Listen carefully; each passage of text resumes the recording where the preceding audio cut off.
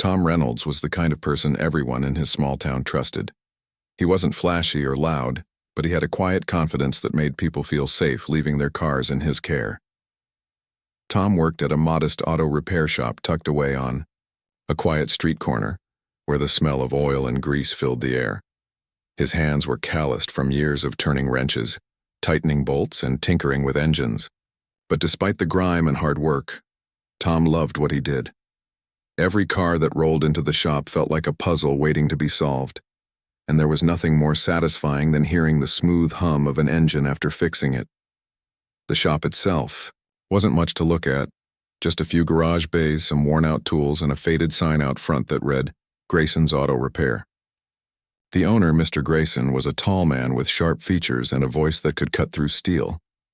While Tom appreciated having a steady job, he often found himself at odds with Mr. Grayson's way of doing things.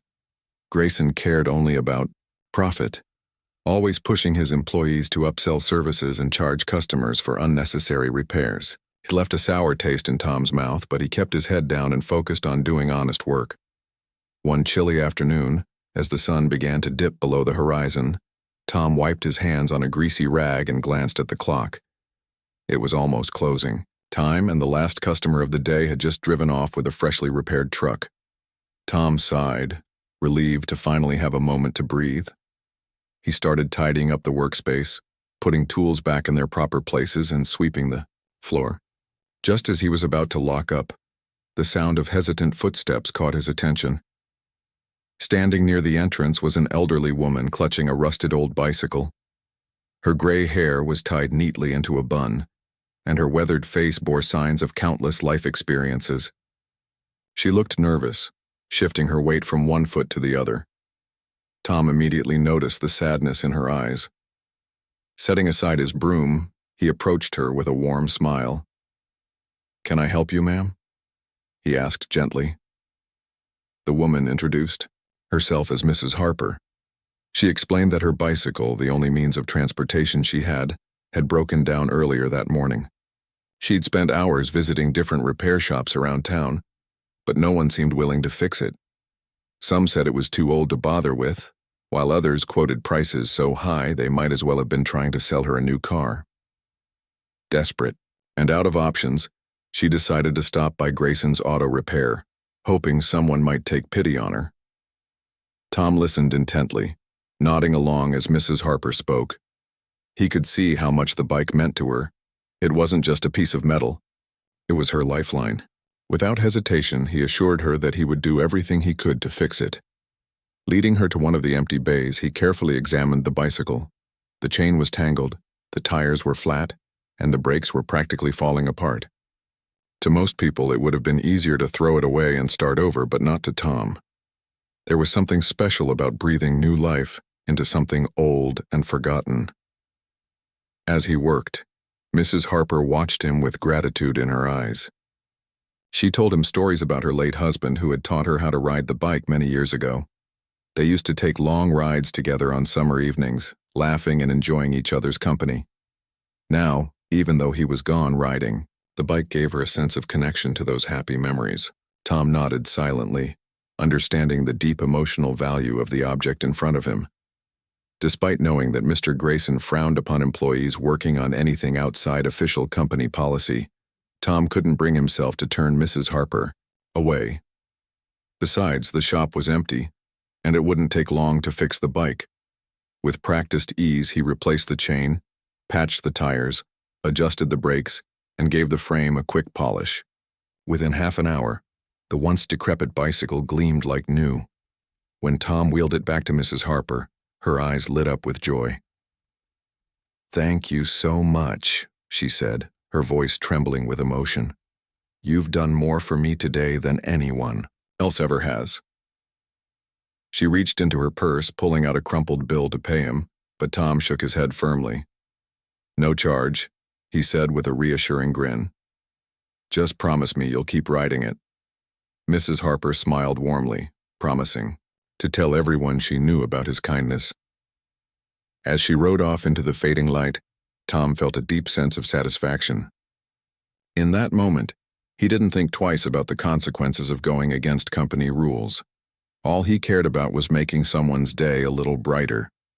Little did he know, this simple act of generosity would set off a series of events that would change his life forever.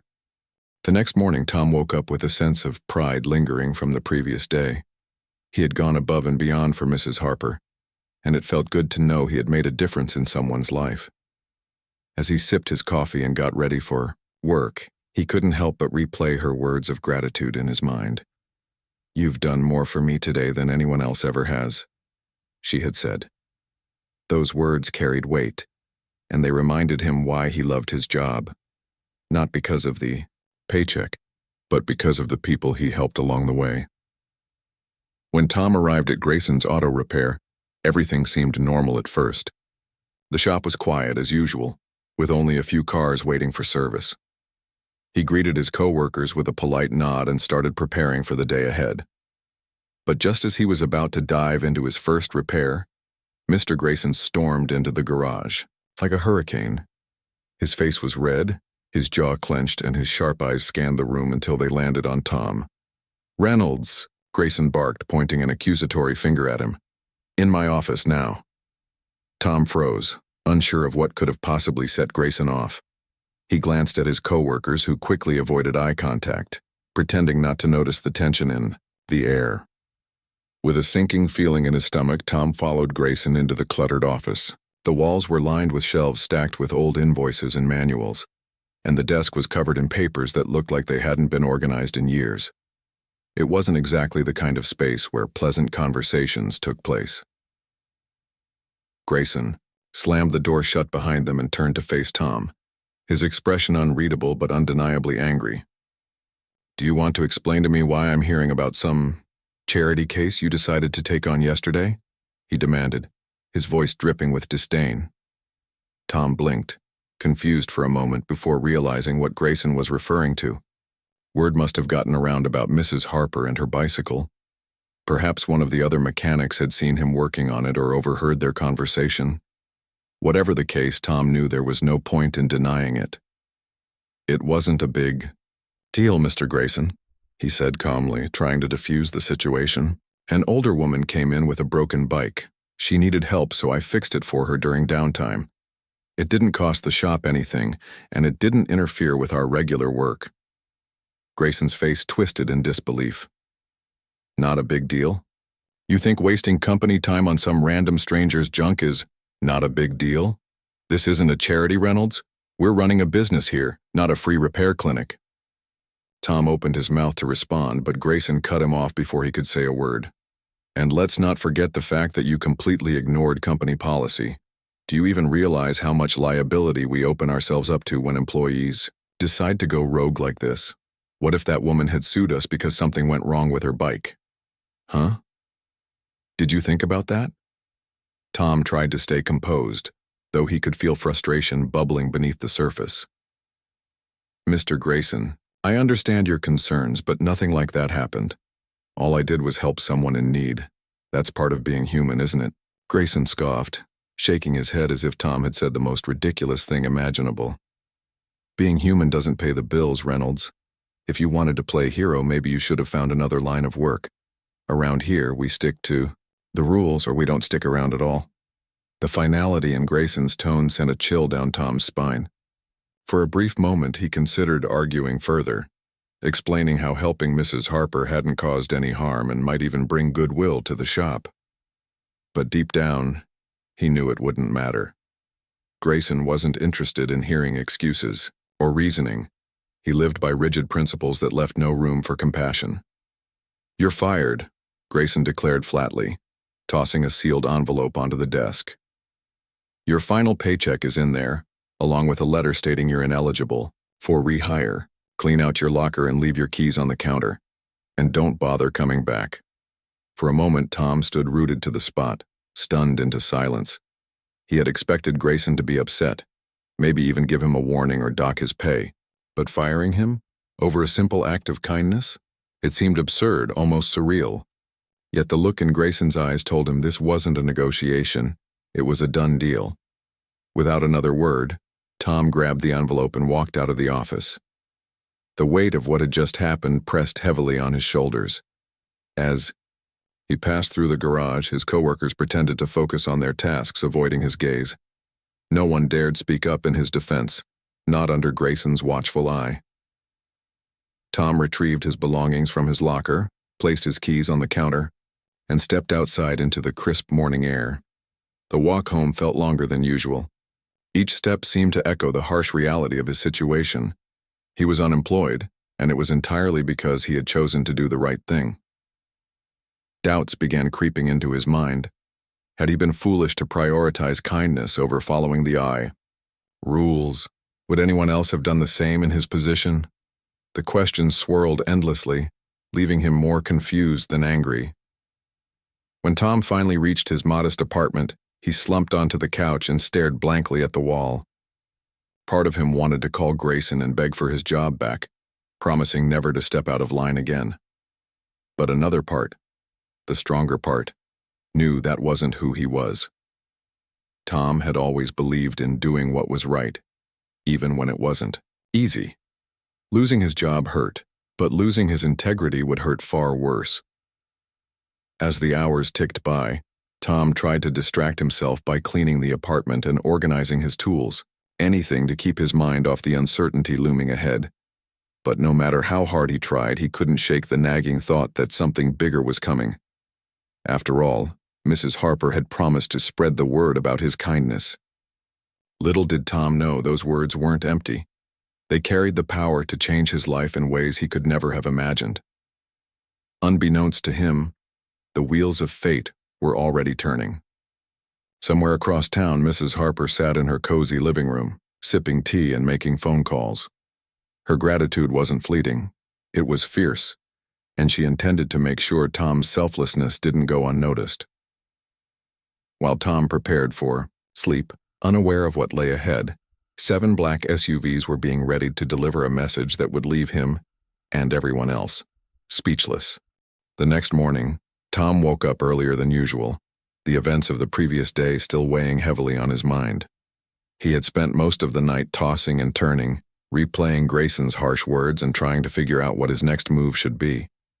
The thought of starting over at a new job felt daunting, especially since he didn't have much savings to fall back on. Still, he refused to let bitterness take root in his heart. If anything, he told himself, this was an opportunity to start, fresh, to find a place where his values aligned with the work he did. With that determination in mind, Tom decided to clear his head by stepping outside for some fresh air. As he opened the front door, he froze in his tracks, his jaw dropping at the sight before him. 7 sleek black SUVs were parked bumper to bumper, completely blocking his driveway. Their tinted windows gleamed under the morning sun, giving them an air of mystery and authority. For a moment, Tom wondered if he was dreaming. What could possibly explain such an unusual scene outside his modest apartment? Before he could process what was happening, the doors of the vehicles opened in unison, and men dressed in sharp, tailored suits stepped out. They moved with precision, their polished shoes clicking against the pavement as they approached him. Each man carried folders or briefcases, exuding an aura of professionalism that made Tom feel both curious and slightly intimidated. Who were these people, and why were they here? One of the men, taller than the rest with salt and pepper hair and a calm demeanor, stepped forward and extended his hand. "Mr. Reynolds?" he asked, his voice smooth and confident. "My name is Daniel Carter. I'm here on behalf of Harper Industries." Tom blinked, momentarily confused. "Harper Industries?" he repeated, the name ringing a faint bell but not quite registering fully. "I'm sorry, I don't—" "Allow me to explain," Mr. Carter interrupted politely, motioning for Tom to step aside so they could enter his home. Hesitant but intrigued, Tom obliged, leading the group into his small living room. The space suddenly felt cramped with all the suited men standing around, but none of them seemed bothered by the lack of luxury. Instead, they appeared focused, almost reverent, as if they were meeting someone of great importance. Once everyone was settled, Mr. Carter began speaking. "You may recall helping an elderly woman named Mrs. Harper yesterday. She came to you with a broken bicycle and you kindly repaired it without charging her a single penny." Tom nodded slowly. realization dawning on him. Yes, I remember. That was Mrs. Harper. She is one of the kindest souls you'll ever meet, Mr. Carter continued, a hint of admiration in his tone. But what you might not know is that she is also the matriarch of Harper Industries, one of the largest multinational corporations in the world. Her family has built an empire spanning industries from technology to healthcare, and her influence reaches far beyond what most people realize. Tom's eyes widened in disbelief. All this time he had assumed Mrs. Harper was just a sweet old lady struggling to get by. He never imagined she was connected to such immense wealth and power.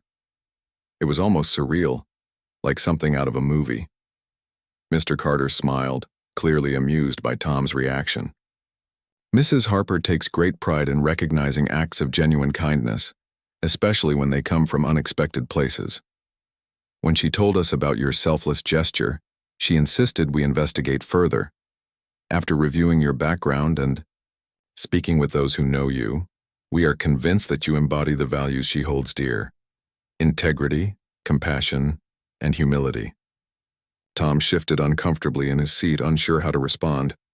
That's very kind of her, he managed to say, his voice tinged with awe. But I'm not sure why all of this involves me. I was just doing what anyone else would have done. That's exactly the point, Mr. Carter replied firmly. Not everyone would have done what you did, Mr. Reynolds. In fact, many wouldn't have given Mrs. Harper a second glance, let alone taken the time to fix her bike for free. Your actions spoke volumes about your character, and Mrs. Harper believes that people like you deserve to be rewarded, not because you expect it, but because the world needs more individuals like you. As he spoke, another member of the group handed Tom a folder containing documents and photographs. Inside, he found detailed information about Harper Industries, along with a formal invitation to visit their headquarters later that week. The letter was written in elegant script, signed personally by Mrs. Harper herself. It invited him to discuss potential opportunities and promised that his efforts would not go unrecognized. Tom stared at the invitation, his mind racing with questions.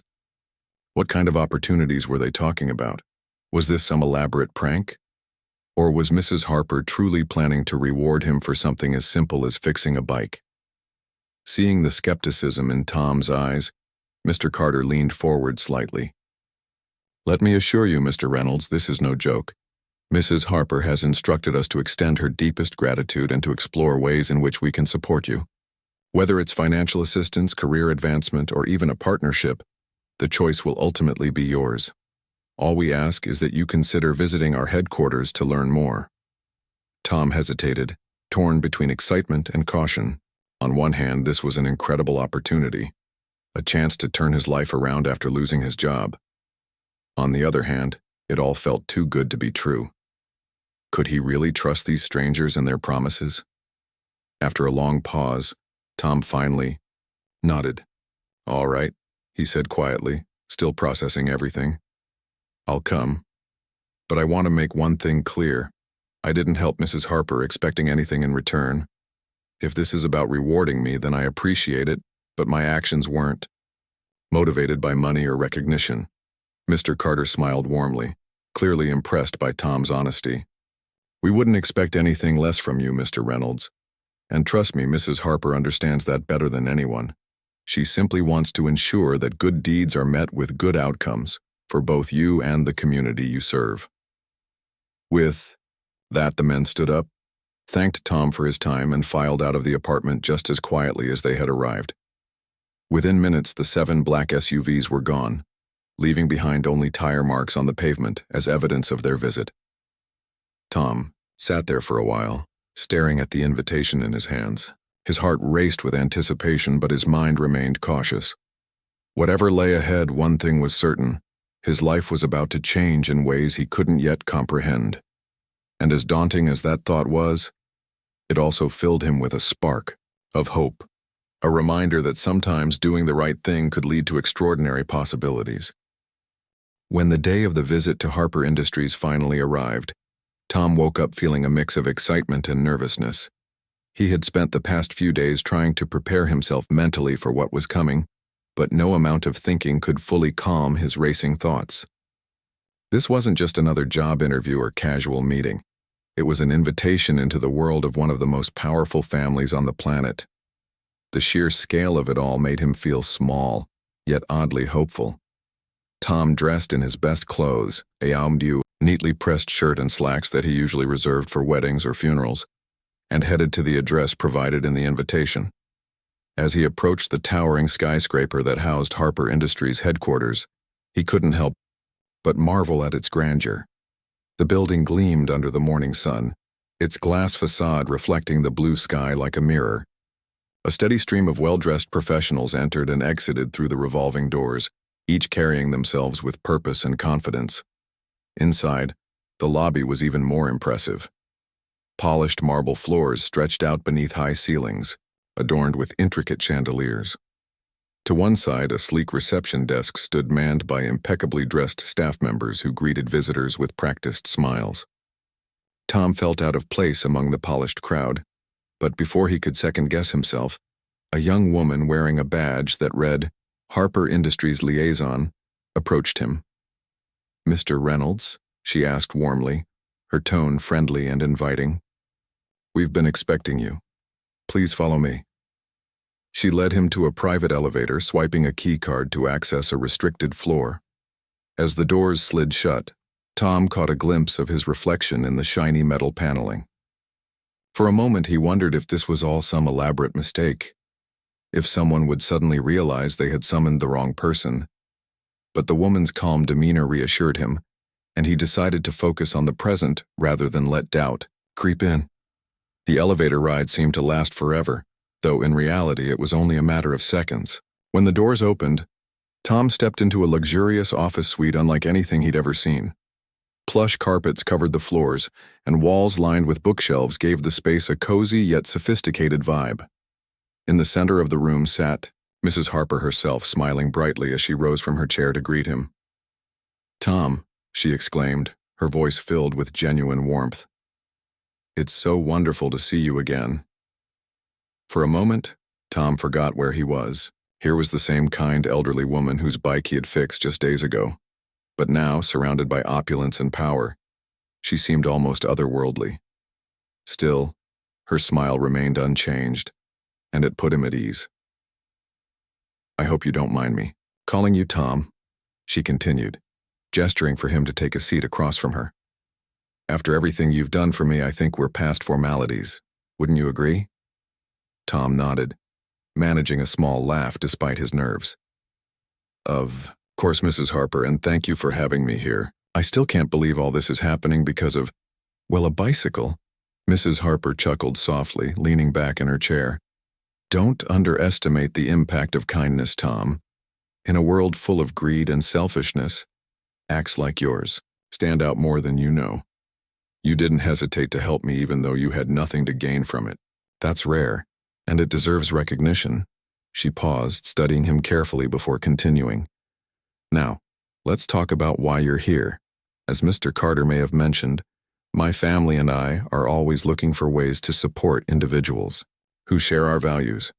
People like you, who lead with integrity and compassion, are exactly the kind of leaders we need in today's world." Mrs. Harper then explained the two options she had prepared for him. The first was a substantial cash reward, an amount so generous that it would allow Tom to live comfortably for years without worrying about finances. The second option, however, was far more ambitious. Harper Industries wanted to partner with him to launch a brand new automotive repair division focused on affordable services and community outreach. "This isn't just about fixing cars, Tom," Mrs. Harper said earnestly.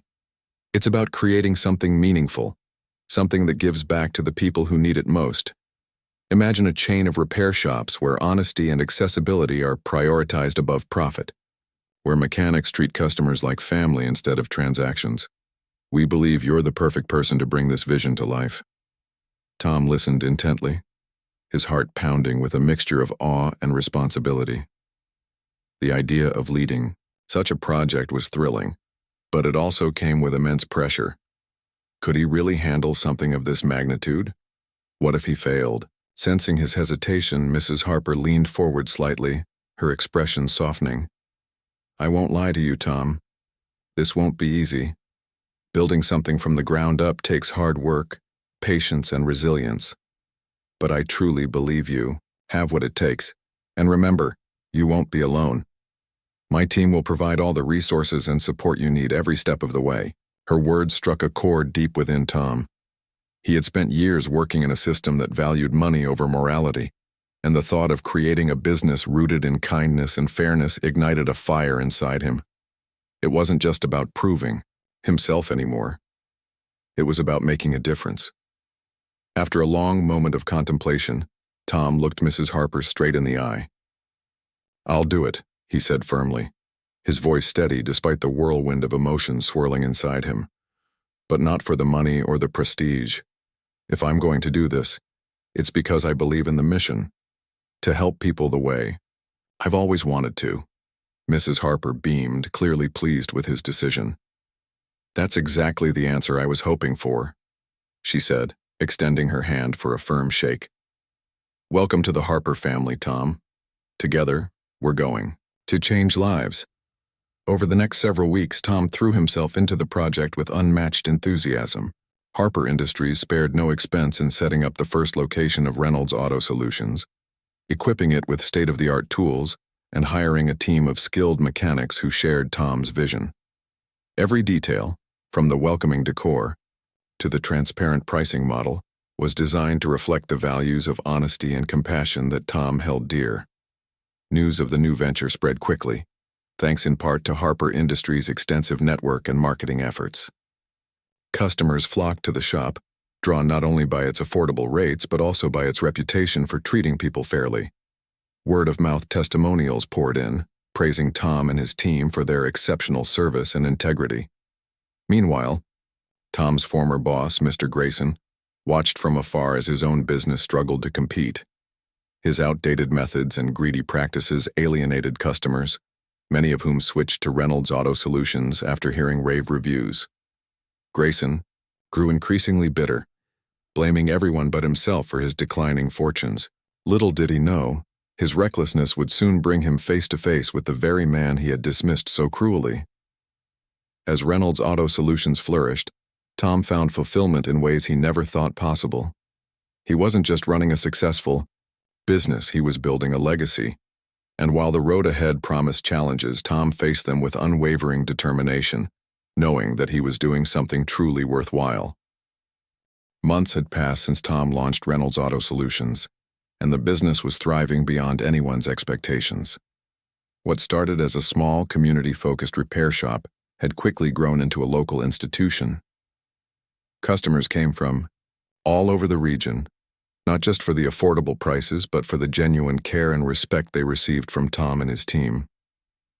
The waiting area buzzed with laughter and friendly conversations, while mechanics worked tirelessly in the garage, ensuring every vehicle left in better condition than it arrived. Tom himself had changed too. He carried himself with a quiet confidence now, no longer doubting his abilities or second-guessing his decisions. Leading a team taught him valuable lessons about patience, communication, and trust. His employees admired him not only for his technical expertise but also for his fairness and compassion. Under his guidance, they operated like a family rather than co-workers, always supporting one another through challenges big and small. But success hadn't made Tom forget where he came from, or the people who helped him along the way. Every Friday evening, he hosted free car maintenance workshops at the shop, teaching locals how to perform basic repairs themselves. He believed that empowering others was just as important as providing service, and these sessions became wildly popular, drawing crowds of eager participants. Mrs. Harper often attended these events, beaming with pride as she watched Tom inspire those around him. Despite his achievements, Tom couldn't help but occasionally think about Mr. Grayson. He wondered how his former boss was faring, especially since Grayson's auto repair had been losing customers left and right. Rumors circulated about unpaid bills, disgruntled employees, and shoddy workmanship driving clients away. While Tom felt sorry for the man who once employed him, he knew Grayson's downfall was largely self-inflicted, a result of prioritizing profit over people. One chilly morning, as Tom reviewed inventory orders in his office, a familiar voice interrupted his thoughts. "Tom, can we talk?" He looked up to see none other than Mr. Grayson standing awkwardly in the doorway. Gone was the sharp-edged authority figure Tom remembered. Instead, there stood a defeated man with sunken eyes and slumped shoulders. His suit was wrinkled, his tie loosened, and his hands trembled slightly as he clutched an old cap. For a moment, Tom simply stared, unsure what to say. Part of him wanted to dismiss Grayson outright, to let him feel the sting of rejection the way he had months ago. But another part, the same part that fixed Mrs. Harper's bicycle without hesitation, urged him to listen. "Come in," Tom said finally, gesturing to a chair across from his desk. Grayson hesitated before sitting down, clearly uncomfortable. The silence between them stretched on, heavy with unspoken words. Finally, Grayson broke it. "I'm not gonna lie, Tom. I messed up. Big time." His voice cracked, betraying the weight of his regret. "After I fired you, I thought I was doing the right thing for the business, sticking to the rules, keeping things tight. But then everything started falling apart. My best mechanics quit, my customers left, and now—" He trailed off, shaking, his head. "Now I'm barely hanging on." Tom listened intently, his expression unreadable. He didn't interrupt or offer sympathy. Not yet. Instead, he waited for Grayson to continue. "I heard about your new place," Grayson admitted, glancing around the office. "People are raving about it. They say you treat them like human beings instead of walking wallets. And I guess I realized something. I never treated you that way, did I? Or anyone else for that matter. All I cared about was making money, and look where it got me." The vulnerability in Grayson's tone caught Tom off guard. For years, he had seen this man as nothing, more than a cold-hearted tyrant. But now, sitting across from him, Tom saw a person burdened by failure and regret. It wasn't easy to reconcile the image of the angry boss with the broken man before him. After a long pause, Tom leaned forward, his voice calm but firm. "You're right. You didn't treat me fairly. And yeah, losing my job hurt. But firing me wasn't what ruined your business, Mr. Grayson. It was the way you ran it. You pushed people away because you refused to see them as anything more than numbers on a spreadsheet. Mechanics, customers, it didn't matter. Everyone has limits, and when you cross them, they leave." Grayson nodded slowly, absorbing Tom's words. "I know, and I hate myself for it. But here's the thing. I don't want to end like this. I still have skills, experience. If you'd give me a chance, I swear I'll do whatever it takes to make things right." Tom sat back in his chair, considering the request. Hiring Grayson would be risky, not just for the business, but for his own peace of mind. Could he truly trust the man who had treated him so poorly? On the other hand, denying Grayson might mean letting bitterness win. Wasn't forgiveness part of the values he tried to embody? "You realize this won't be easy," Tom said eventually. "If I bring you on board, you'll have to earn everyone's trust, including mine. No shortcuts, no cutting corners, just hard work and humility. Can you handle that?" Grayson swallowed hard, his eyes glistening with emotion. "Yes," he whispered. "Whatever it takes." With a deep breath, Tom extended his hand. "All right then, welcome aboard. But remember, one wrong move, and you're gone." Grayson grasped Tom's hand firmly, gratitude washing over his face. "Thank you, Tom. You won't regret this." Over the following weeks, Grayson threw himself into his work with surprising dedication. At first, the other employees were wary of him, given his reputation, but as days turned into months, they began to see a different side of him, a humbler, kinder version of the man he used to be. Working under Tom's leadership forced Grayson to confront his flaws and adopt a new mindset. Slowly but surely, he earned their respect. Under Tom's guidance, Grayson helped transform what remained of his old shop into a satellite branch of Reynolds Auto Solutions. Together, they implemented practices that emphasized transparency, affordability, and customer satisfaction. The turnaround was remarkable, breathing new life into a failing business and restoring its place in the community. As for Tom, He found unexpected fulfillment in giving Grayson a second chance. It reminded him that redemption was possible, even for those who seemed beyond saving. By choosing compassion over resentment, he proved that true strength lay not in holding grudges, but in offering opportunities for growth. In the end, Tom's journey came full circle. From being fired for doing the right thing to building a thriving enterprise rooted in kindness, he showed the world that integrity always pays off in the long run. And though challenges would undoubtedly arise in the future, Tom faced them with unwavering optimism, knowing he had created something far greater than a successful business. A legacy of hope, resilience, and humanity.